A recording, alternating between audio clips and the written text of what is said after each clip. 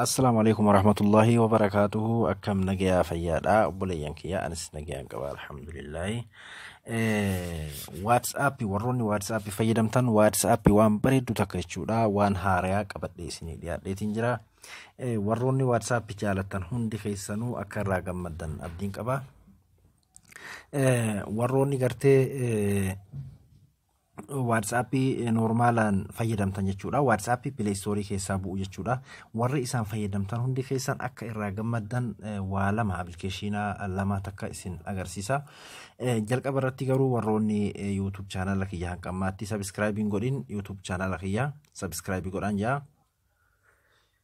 YouTube channel kiyya argachuudhaa fi YouTube irraan seentanii eega YouTube irra seentanii jechuudha. Iddoo gubbaa kanarratti Abduu jettanii katabdan Abduu mobile app jettanii katabdanii Abduu mobile app jettanii bifa kanaan katabdanii search gootan jechuudha. Haala kanaan isa jalqaba irratti isiniif dhuuf kana jechuudha. Fotoo kiyya irratti ni tuqxanii eega fotoo kiyya irratti tuqxanii booda iddoo subscribe jettu kana jechuudha. Iddoo diimaa kana guutaa kan tuqxanii achi booda mallattoo bilbilaa ka fuula dura jiru kana jechuudha. Isas guutaa akka tuqxanii jechuudha. Haala kanaan na hordofaan isiniin jedha. Barumsi har'aa jechuudha. Waa lama jechuudha. WhatsApp karaa inni ofii isaatii fakkeenyaaf namoonni hojiidhaan biizii taatanis haa ta'u akkasuma WhatsApp ofii isaatii deebisaa akka kennu. Deebisaa hogguu jennu waan isin feetan deebisaa cal jedhee deebisaa jecha tokko kennuu osoo hin taane jecha akka isin barbaaddanii akka kennu. Waan baay'ee bareedaa takka jechuudha. Akkasuma ammas akkaataa itti sagalee jijjiirtanii namaaf erguu dandeessan, sagalee keessan jijjiirtanii namaaf erguu dandeessan, sagalee ijoollee, sagalee shaangullii, sagalee kompiitara waan akkasii sagalee adda addaa jijjiirtanii WhatsApp itti nama erguu dandeessanii jechuudha. Jalqaba irratti fakkeenyaaf waan nuti barbaanne WhatsApp akka ofii isaatii namaaf deebisee ergu nuuf godhu application san isin agarsiisa. Application argachuudhaaf Play Store irra seentanii Play Store irratti jechuudha. Auto jettanii katabdan auto responder jettanii katabdan responder for WhatsApp jettanii bifa kanaan katabdan jechuudha. Isa jalqaba irratti isiniif dhuuf kana jechuudha. Auto responder for WhatsApp ka jiru kana jechuudha. Isa kana hogguu takka gabbuufattan jechuudha. Kunoo application kana jechuudha. Ka ofii isaatii respond nu godhu ofii isaatii deebisaa nuti feenu deebisee nuuf ergu jechuudha. Isa kana gabbuufattan jechuudha. Fakkeenyaaf anamame isin agarsiisuudhaa fi install godheetiin isin agarsiisaa jalqabarraa installing godha. Hanga gannuu buusuun eegganna. Application baay'ee xiqqoo takka amma nuuf fixaa kun akkuma agartan kana daddaffiidhaan bu'u jira.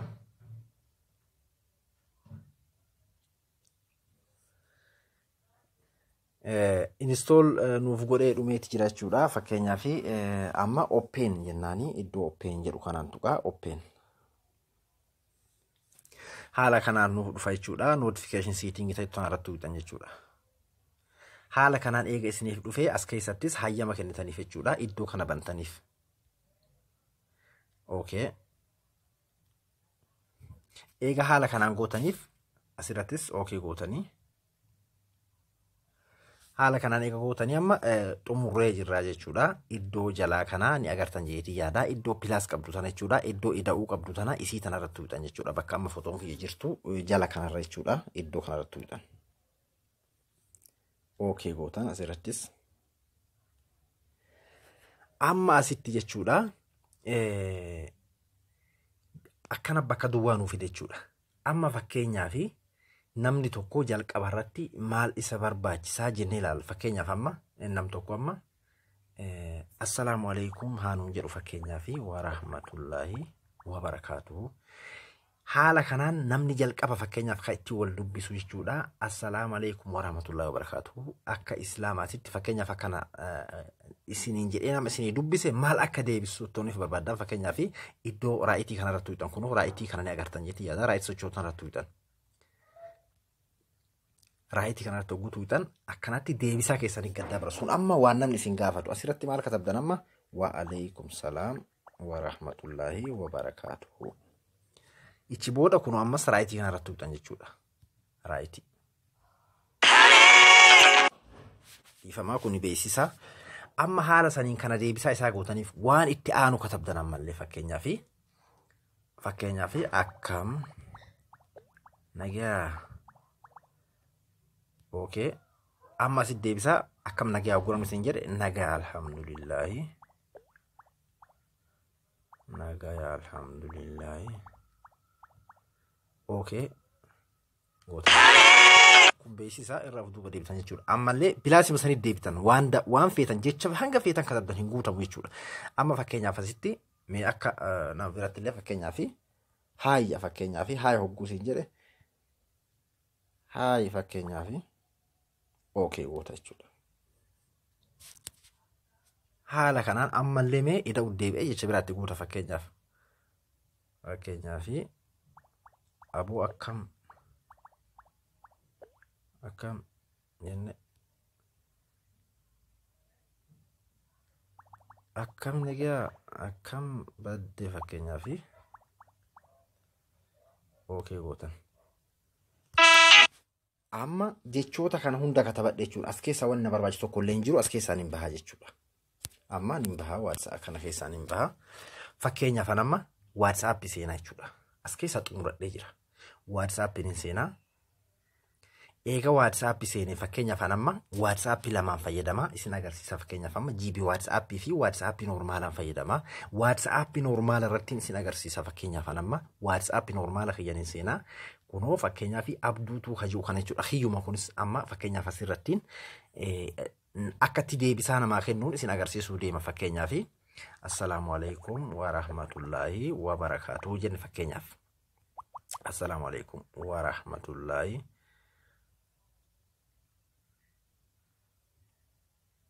wa barakaatuhu. Nu eegaa kunoo ergeeffanama. Kunoo wa alaikum salaam wa rahmatullahi wa barakatuh. Anamma achi as katabe asin deebifne ufumaaf naa deebise jechuudha. Kanamma WhatsApp hundarratti jechuudha. WhatsApp hundarratti deebisaa ofii isaatiif kennaaf jechuudha. Hanga isin ofirraa cuftanitti. Fakkeenyaaf hi.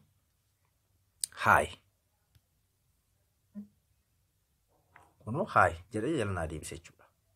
Haala kanaan jechuudha. Isin amma jecha feetan fakkeenyaaf amma fakkeenyaaf jecha wahii amma yeroo raftan haa ta'u fakkeenyaaf isa keessa seentanii jechuudha. Amma yeroo fakkeenyaaf yookiin hojiidhaan biizii yoo taatan fakkeenyaaf namni fakkeenyaaf maal jedhee isinii katabaa fakkeenyaaf asala fakkeenyaaf amma mee homa ta'e haa ta'u jechuudha. Akkam nagaa jedhee namni isin haa fakkeenyaaf yookiin ammoo yoo fedhe assalamu alaikum wa rahmatullahi wa barakatuhu jedhe fakkeenyaaf namni isin erge isin ammoo waan namaaf deebisuu hin dandeenyeef xiqqashoo fakkeenyaaf xiqqashoo biiziidha yookiin ammoo xiqqashoo hojiirraan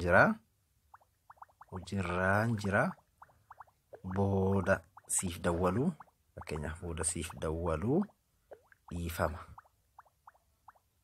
ni agartan jeetii yaada.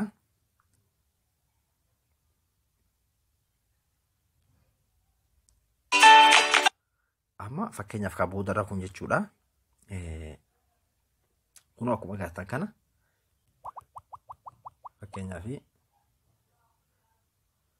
akkam jirta mee akkam jirta. Amma akkam jirta jedhee fakkeenyaaf namni jecha namni na gaafate sanii fi fakkeenyaaf ammaan mee asirra akka ta'e isin agarsiisa fakkeenyaaf akkam jirta.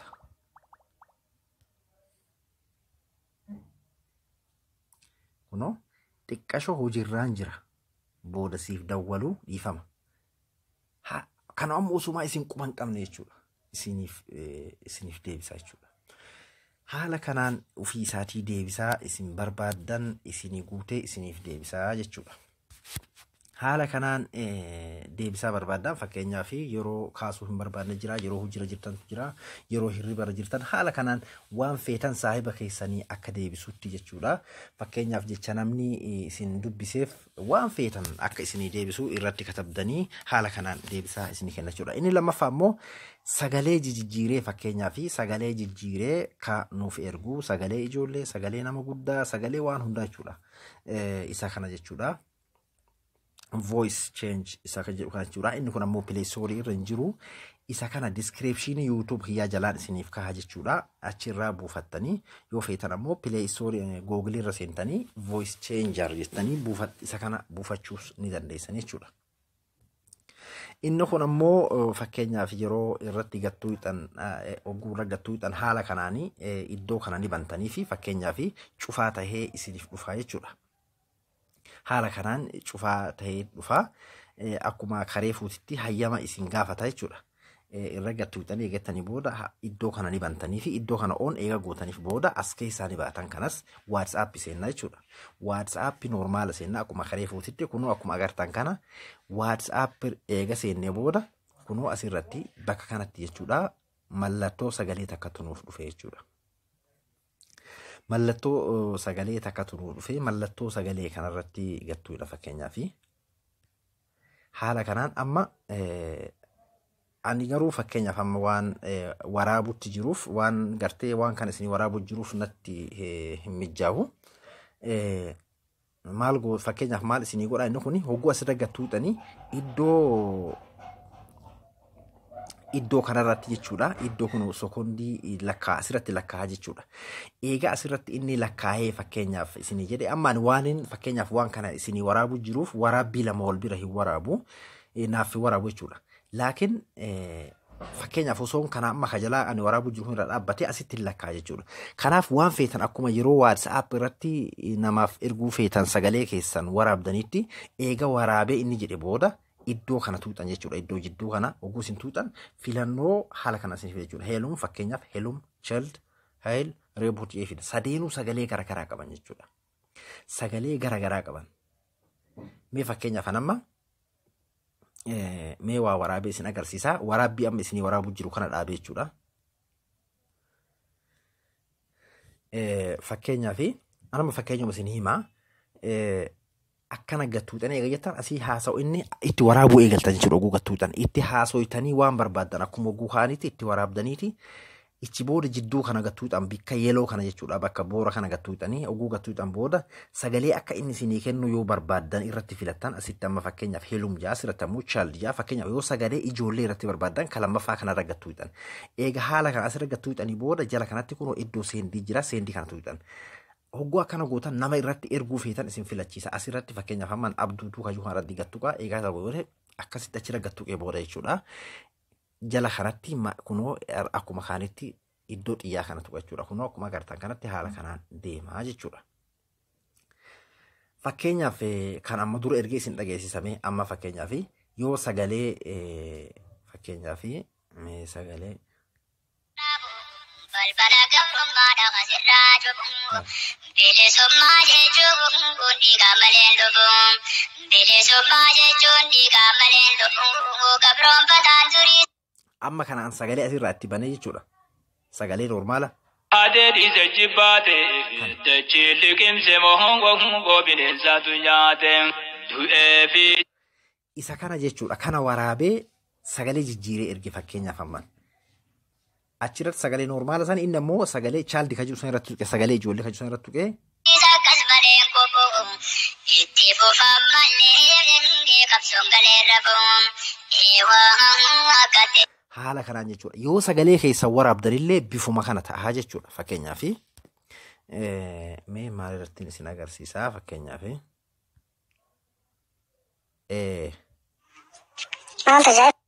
Kunoo amma fakkeenyaaf amma kana. Maal tajaajilu? Maal ta'ee jaalate? Siintaane? Amma kun sagalee kiyya jechuudha.